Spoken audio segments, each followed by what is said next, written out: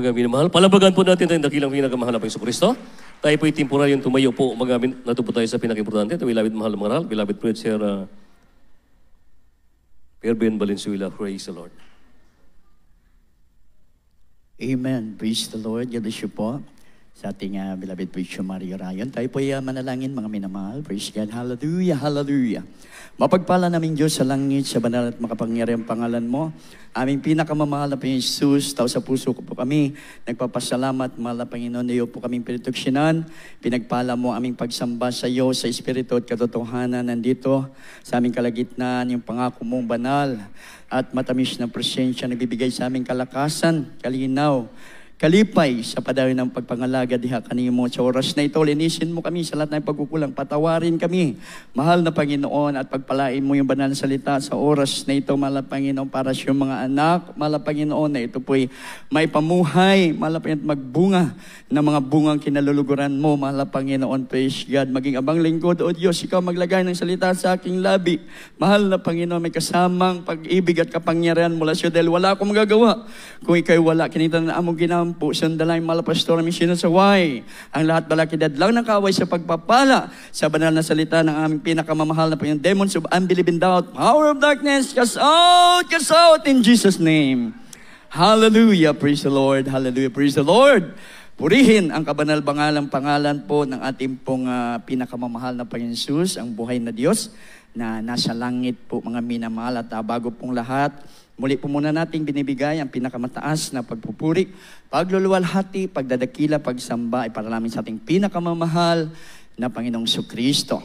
At patuloy po tayo nagbibigay ng ating dobleng pagrespeto sa ating mahal, ginagalang na Evangelista Pastor Wildy Estrada Almeda, ang propeta ng ating pinakamamahal na Panginoon Jesus sa huling kapanahunan. Ganoon din po siyang beloved children, all blessed Almeida family, and a blessed afternoon din po ang ating pong pinapaabot po sa kanila. Patuloy po nating naalaala, magintuang turot aral po nating beloved Mama Dear, Assistant Pastor Lina, si Almeida, at siya mapagpalat magandang hapon sa pamilya po ng ating pong beloved ordained preacher. Blessed viewing din po sa ating pong beloved ordained preacher. Yung praise God yan po sa General Santos City.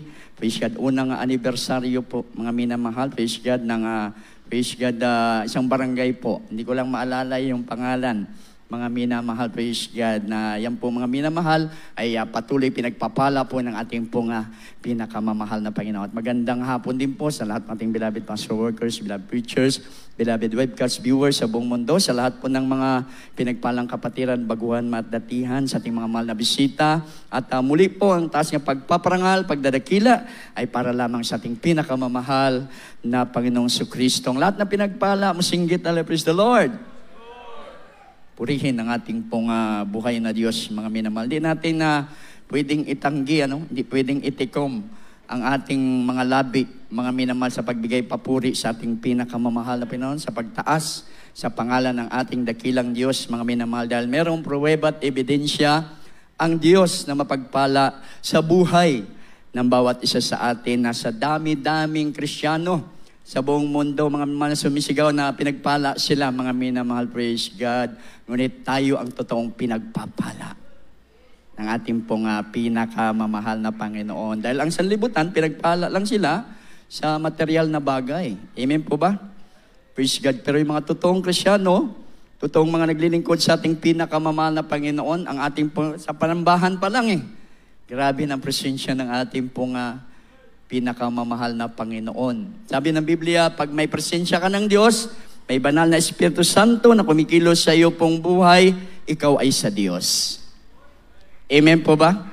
Kaya itong ating ginagawa, mga matunay na pagpapala, kapakipakinabang, dahil totoo tayong sariling bayan, sariling anak ng ating buhay na Diyos.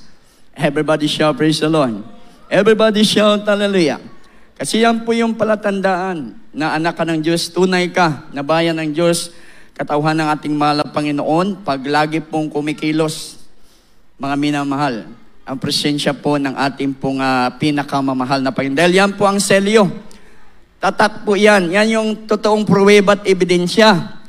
Hindi ebidensya yung salita lang na ikay anak ng Diyos, katauhan ng Diyos. Amen po ba? Kinakailangan merong pruweba at ebidensya.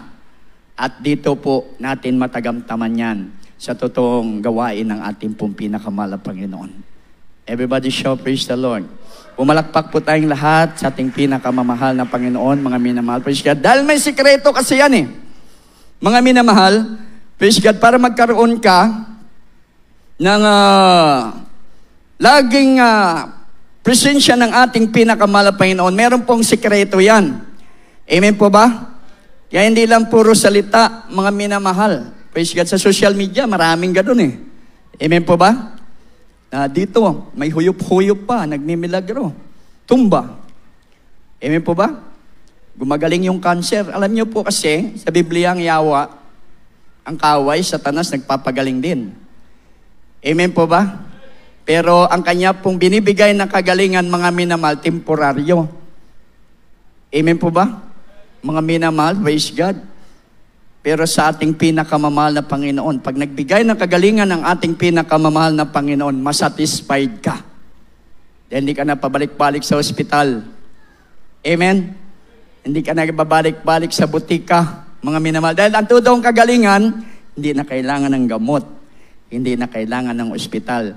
Dahil pag ang Diyos nagpapagaling, mga minamahal, talagang totoong kagalingan ang darating sa atin. Everybody shout, praise the Lord. Palakpakan po muna natin ang ating pong pinakamamahal na Panginoon, mga minamahal. Kasi mahirap, mga minamahal, maglingkod sa Diyos. Amen po ba? Hindi po basta-basta, lalo na pag sa totoong gawain. Sa totoong paglilingkod na sa ating pong pinakamamahal na Panginoon. Hindi po basta-basta. Ang iyo pong puhunan dito, buong buhay mo. Bakit po? Pag naglilingkod ka sa totoong Diyos, sa buong katotohanan na paglilingkod, hindi lang pagpapala. Mga minamahal, ang tatamasain natin dito sa mundong ito, bagkos ating pang makakamtan ang higit na pagpapala, ang buhay na walang hanggan. Pangako po ng ating pong Kaya buhay talaga. Mga minamahal, ang kinakailangan mong ipuhunan dahil buhay na walang hanggan na sa dulo ng pagpapala. Amen po ba? Mga minamahal, praise God. Kasi yung buhay natin, ayon sa Biblia, ginawa ito ng Diyos, mga minamahal, para paluguran ang ating pinakamamahal na Panginoon. Amen? Kaya pag naglilingkod ka sa ating pinakamamahal, ito yung puhunan. Yung buong buhay mo, ilaan mo sa Diyos. Ipaglilingkod mo sa Diyos. Dahil pag ginawa mo yon, malulugod ang Diyos sa iyong pamumuhay. Palakpakan po muna natin ang ating pong pinakamamahal na Panginoon. Praise God. Kaya dito tayo sa mensahe ng ating mahal na Panginoon, mamuhay sa ikalulugod ng Diyos. Basahin natin unang talata, mga minamahal, dito po sa unang Tesalonica, Kapitulo 2, ang versikulo po ay 3 hanggang 8. Kandi po. Praise the Lord. Sa aklat ng unang Tesalonica, Kabanata 2, ang talata ay 3 hanggang 8. Sapagkat ang aming inaaral ay hindi sa kamalian, ni sa karumihan, ni sa pagdaraya. 4. Kundi kung paanong kami minarapat ng Diyos upang pagkatiwalaan kami ng Ebanghelyo, ay gayon namin sinasalita, hindi gaya ng nagbibigay lugod sa mga tao, kundi sa Diyos na sumusubok ng aming mga puso. 5. Sapagkat hindi kami nasusumpungang nagsisigamit kailanman ng mga salitang paimbabaw, gaya ng nalalaman ninyo, ni ang balabal man ng kasakiman, saksi ang Diyos. 6. Ni nagsihanap man sa mga tao ng kapurihan, ni sa inyo man, ni sa mga iba man, na maaaring magsigamit kami ng kapamahalaan, gaya ng mga apostol ni Kristo. 7. Kundi kami ay nangagpapakalumanay sa gitna ninyo, na gaya ng isang sisiwa, pagka inaamo-amo ang kaniyang sariling mga anak. 8. Gayon din kami, palibasay may magiliw na pag-ibig sa inyo, ay kinalugdan namin kayo, bahanginan, hindi lamang ng Ebanghelyo ng Diyos, kundi naman ng aming sariling mga kaluluwa, sapagkat kayo ay naging lalong mahal sa amin. Amen. Praise the Lord. Palakpakan natin yung banal na salita ng mahal na Panginoon. Ang mahal na Panginoon po, ang siyang magpala po sa banal na salita po ng ating pinakamamahal na Panginoon, mga minamahal. Napakasarap sa puso ang narinig po nating talata. Amen po ba? Yung mga totoong lingkod pala ng ating pong pinakamahal na Panginoon, praise God, at sila po'y nagkamit ng biyaya mula po sa ating mahal na Panginoon, na pagkatiwalaan sila ng ebanghelyo ng ating mahal na Panginoon ipangaral. Amen po ba? E nung kanilang ipinangaral, hindi nila ipinangaral sa kamalian. Amen? Hindi nila tinuturuan yung mananampalataya ng maling paglilingkod sa ating mahal na Panginoon. Hindi nila tinuturuan yung mga mananampalataya na mangdaya sa harapan ng ating pinakamamahal na Panginoon. Amen po ba? Mga minamahal, dahil sila po'y pinagpala, kinahabagan ng ating pong pinakamahal at pinagkatiwalaan lamang. Amen? Ng ebanghelyo ng ating pong pinakamamahal. At narinig po natin, mga minamahal, sa kanilang iniaral, mga minamahal, ebanghelyo ng ating mahal na Panginoon. Hindi din dahil sa mga nakikita nilang pakinabang sa mga mananampalataya. Amen po ba? Nagtuturot, nangangaral sila dahil di sa mga kapakinabang bagay na nasa mga mananampalataya. O hindi rin sila nagtuturo at nangangaral para sila itaas, papurihan ng mga mananampalataya. Amen po ba? Kaya pag nangaral sila, buong katotohanan, mga minamahal, praise God, talagang pag nangaral sila, mga minamahal, walang halong paimbabaw. Everybody show praise the Lord. Big sabihin, yung kanilang ipinapangaral, sila mismo. Ipinamumuhay nila ang kanilang pangangaral para sa ikalulugod ng buhay na Diyos. Everybody shout, praise the Lord. Everybody shout, hallelujah. Palakpakan po muna natin ang ating pong, yun po ang purpose doon. Amen po ba? Mga minamahal, kaya napakasarap damhin sa ating mga puso ang mga talatang ito dahil nakarating sa atin. Amen. Hindi lang ibinahagi sa mga naunang Kristiyano na gusto nila magkaroon na maginhawang buhay at nagkamit ng buhay na walang hanggan. Mga minamahal, sa panahon nato karon nakarating ang totoong ebanghelyo ng ating pong pinakamamahal na Panginoon. Ibinahagi sa atin, mga minamahal, maging kanilang buhay. Inilaan nila, mga minamahal, praise God, kahit ikamamatay nila. Mga minamahal, praise God, ginagawa nila, mga minamahal, na ihayag anuman ang gusto ng ating mahal. Hindi nila tinatago, mga minamahal, ang tamang paglilingkod sa ating, ang tamang formula, mga minamahal, kung paano paluguran ang ating pong pinakamamahal na Panginoon. Dahil sama ni Apostol Pablo, iniibig tayo ng mga tunay na mga ngaral, tunay na lingkod ng ating mahal na Panginoon. But shall praise the Lord. Yung ating mahal na pastor, hindi yun mawawala na maging modelo sa ating pong paglilingkod sa ating mahal na Panginoon. Dahil siya po sa bansang Pilipinas ang napiling tunay na lingkod ng ating pong pinakamamahal. Matapang eh. Amen po ba?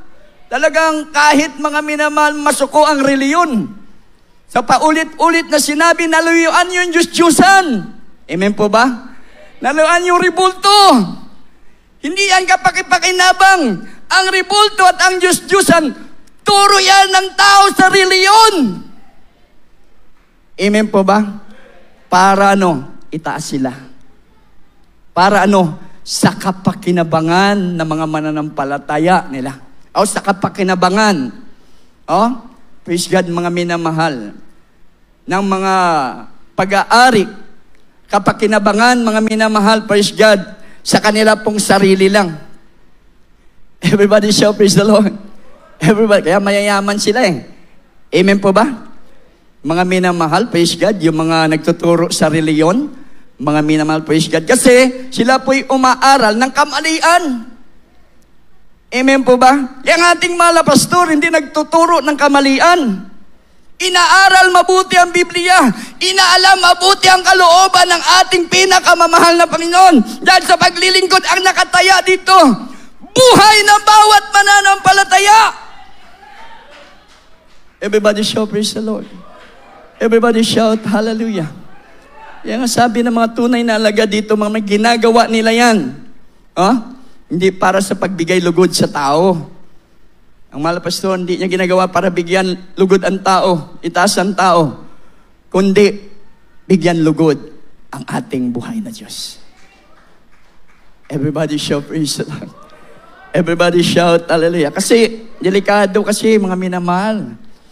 Pag ang buhay ng tao ay nagbibigay sa ikalulugod ng tao, mga minamahal, praise God, talagang hindi mo matatanggap ang totoong biyaya mula sa Diyos. Sabi po ng banal na kasulatan, kaya pala matapang, yung mga naunang mga lingkod ng ating pong pinakamamahal na Panginoon, mga minamahal, praise God, dahil sa kanila po, mga minamahal, ginagawa, mga minamahal na paglilingkod, mga minamahal na hindi para sa ikalulugod ng tao, kundi sa ikalulugod ng ating pong pinakamamahal na Panginoon, mga minamahal, praise God. Ang kanila pong buhay na iingatan nila.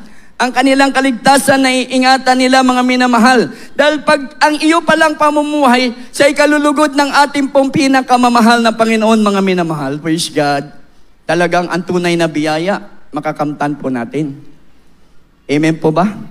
Pero kung ang ating buhay pala, mga minamahal, praise God, ay para sa ikalulugod ng tao, sabi ng Biblia, mga minamahal, talagang hindi po tayo lubos magkakamit ng tunay na biyaya mula po sa ating. Ang biyaya lang na ating makamit, dire lang sa yuta. Mga butang na temporaryo. Pero ang totoong panalangin, kanang hantod sa kahanturan. Everybody shout, praise the Lord. Kaya ano sabi ng Mateo, mga minamahal, 6:1?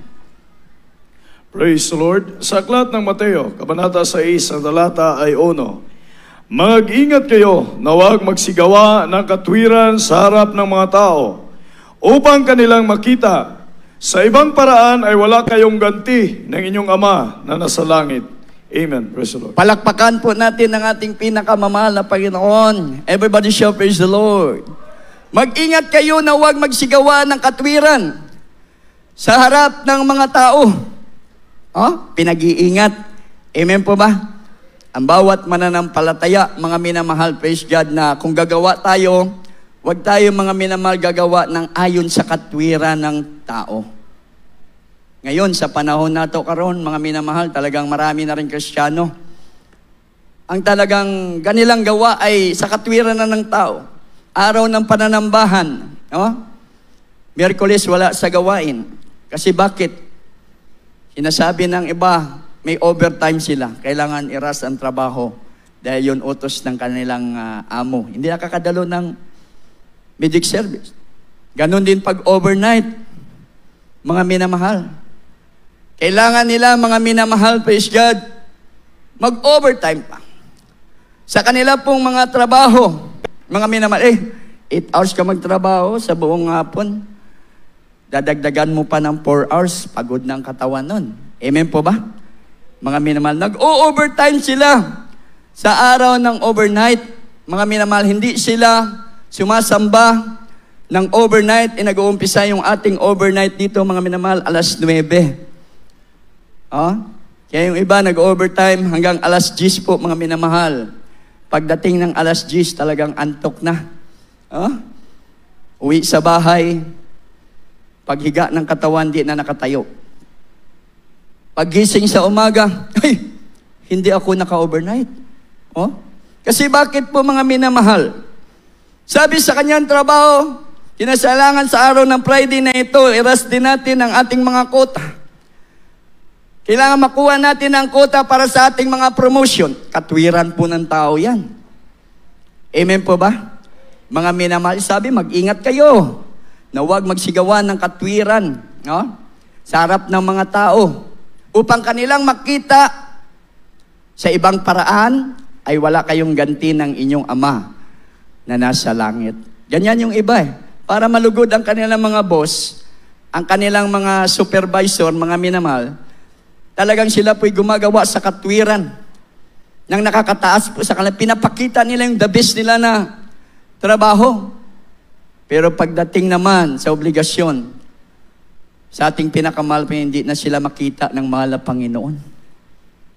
Kaya sabi ng Biblia, sa ibang paraan, wala na kayong ganti ng inyong Ama na nasa langit.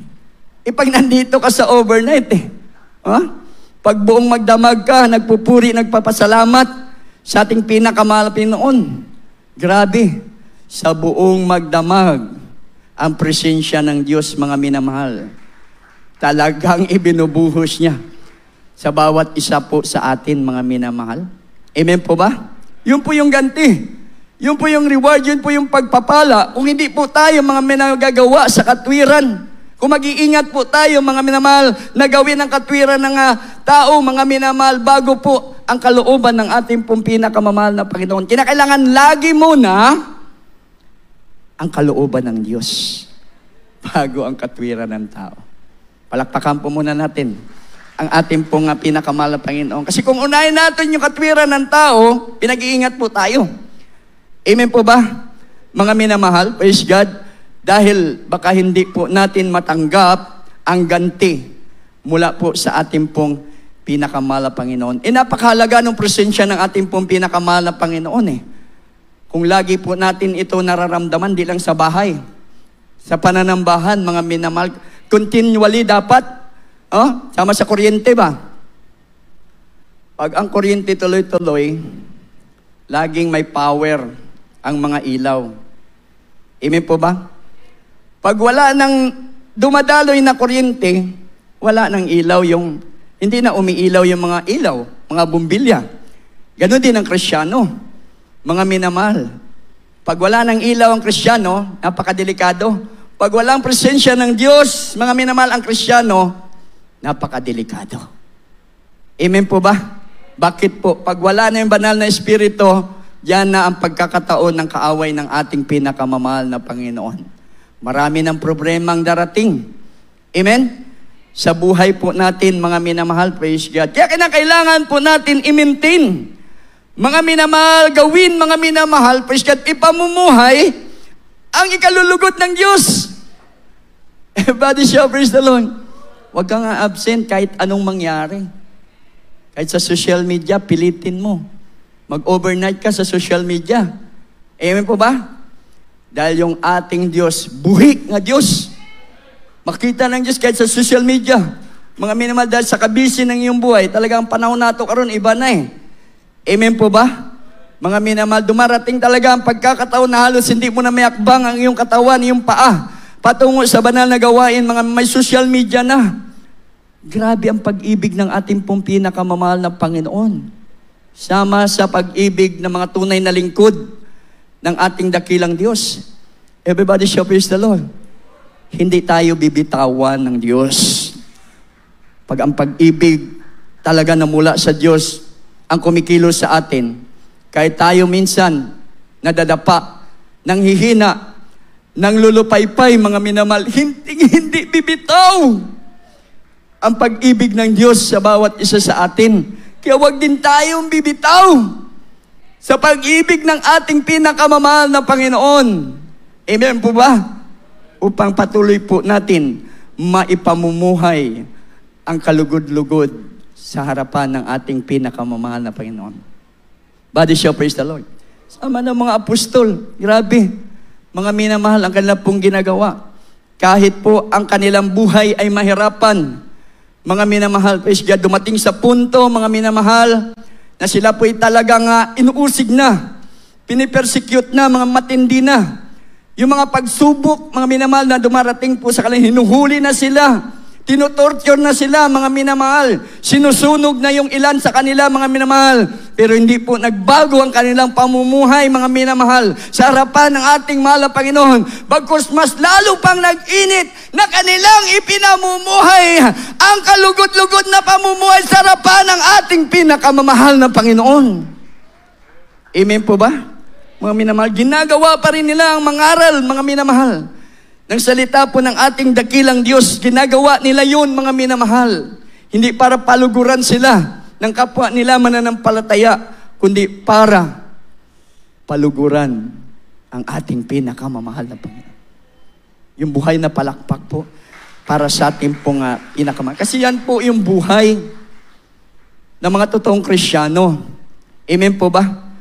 Yung ating pong pinapractice sa araw-araw, Yung ayon sa kalooban ng ating pinakamamahal na Panginoon. Bakit po mga minamahal?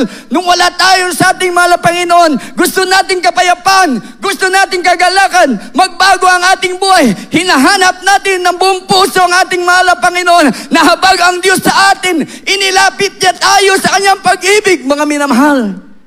Ilan sa atin, tinanggap natin ang ating mahal na Panginoon bilang Diyos at sarili lang tagapagligtas. Amen po ba?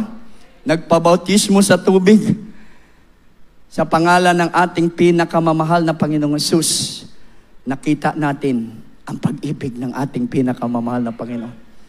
Pinagaling tayo sa ating mga karamdaman. Amen po ba? Mga minamahal, praise God. Gusto nating paglingkuran ang ating mahal na Panginoon dahil ayon sa ating mga labi na nandyan sa kaibuturan ng ating mga puso, hindi tayo makabayad sa kabutihan ng Diyos na ginawa sa ating buhay. Amen po ba? Mga minamahal, na yung karamdaman lang na dumating sa ating buhay, halos mawala na tayo ng pag-asa. Mga minamahal, praise God, nawalan na tayo ng trabaho, nawalan ng asawa. Mga minamahal, halos magpakamatay ng ilan sa atin sa problema, mga minamahal, praise God. Ngunit nung nakilala natin ang ating pinakamamahal na Panginoon, sumuko tayo, mga minamahal, sa pangalan ng ating dakilang Diyos. Tinanggap natin siya bilang hari at Diyos ng ating buhay, mga minamahal. Nagkaroon ng pagbabago at kapayapaan ang buhay ng bawat isa sa atin. Palakpakan po muna natin.